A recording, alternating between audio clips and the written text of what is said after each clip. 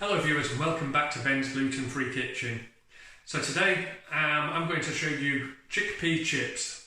Now I use gram flour but not in a lot of my recipes, so I've got quite a lot left over. So I was really excited when I saw this as it would help use it and make sure that it's not gone stale in my cupboard. The first time I tried them, beautiful, really loved them, so that's why I want to try and share them with you now. Hope you give them a try. Write a comment below and let us know how you get on. So, setting things up, I've got 200 grams of my chickpea or gram flour. Now I've sieved that because it does tend to clump together and if you try putting that in the water, it's just going to make a mess. So sieve out 200 grams chickpea flour, gram flour, into which I've added 1 teaspoon of cumin. Now that's the flavouring I like, but again, experiment, test, see how you go and see what you like. And I've also added 2 teaspoons of salt. Now the recipe, the first time I read it through, said salt makes these chips really nice, but you'll also be adding some at the end. So adjust that, see how you get on, and let me know as well. And I've also got 1 pint, 500 millilitres of water. Now the recipe does say to get this warmed up first in the pan before you add the gram flour, otherwise it'll all just clump together and it'll be very hard to try and whisk in and make a nice smooth batter. So I'm going to put this on the pan, put this on the stove and get it heated up, and I'll be right back. So that's me set up with my water boiling, my gram flour, my chickpea flour ready to go in. Now if any of you have made polenta before, you'll get the idea of what we're going for. So we're not going to add it all in one, we're going to add it gently, whisk it in, and it'll just gently thicken itself. If you add it all at once and try and whisk it in, you're just going to end up with a lumpy mess. So, a little bit at a time, gently shaking that in, whisking away, add more when you're ready.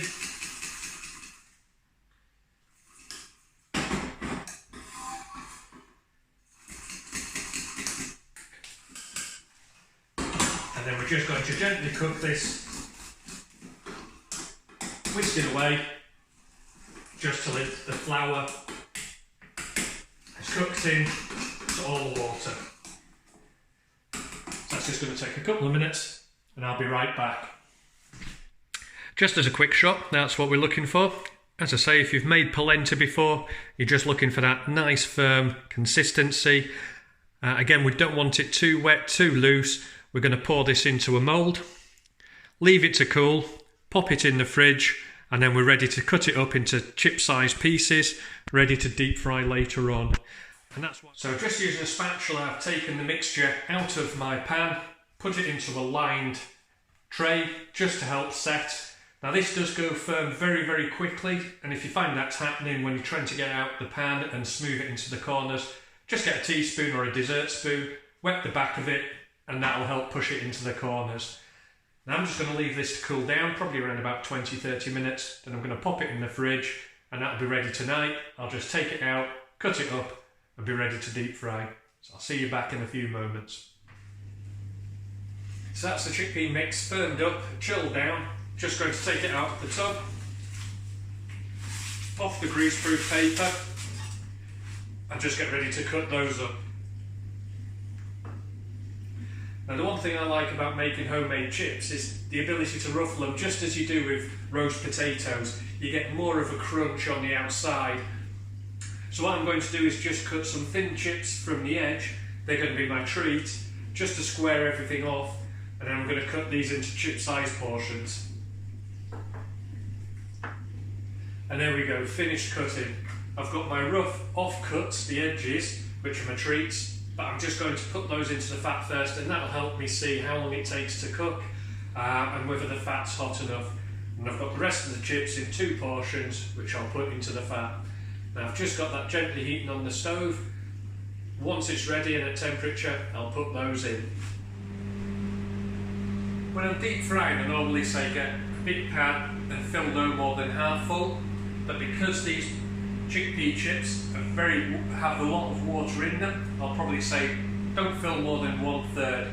When you put the chickpea chips in, they will foam up and you don't want that fat spilling over.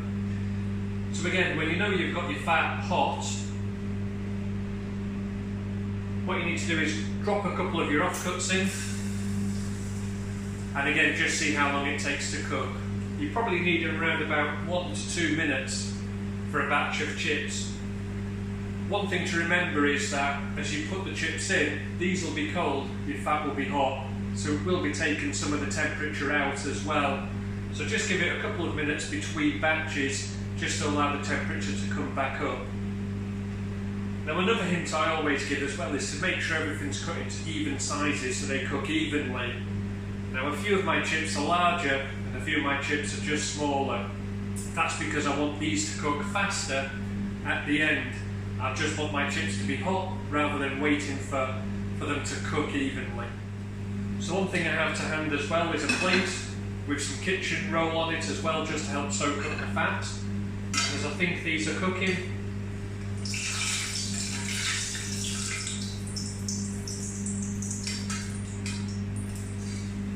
I'll just gently drain off the fat and put them to rest.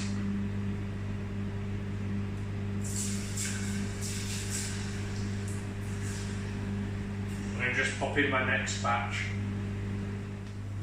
As I mentioned when I was creating the batter, I put some salt in, and I said salt is what makes these. So again, I'll just pop a little bit of salt on.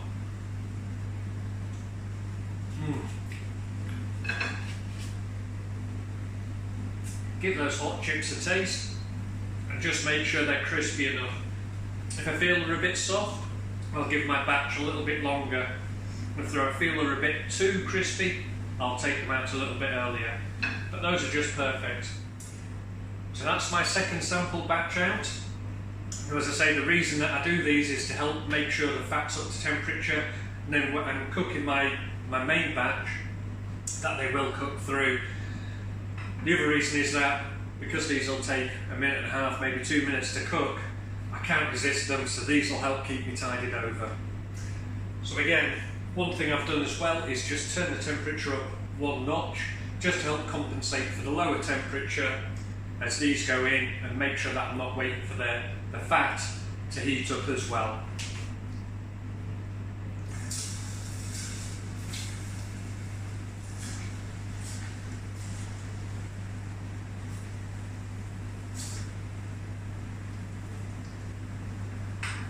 So that's my next batch in, another 1.5 minutes, 2 minutes, and they'll be ready.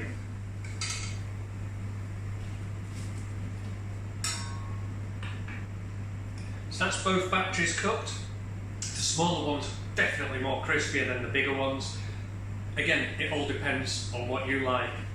Give those a try, let us know how you get on in the comments below, and I hope to see you next time on Ben's Gluten-Free Kitchen.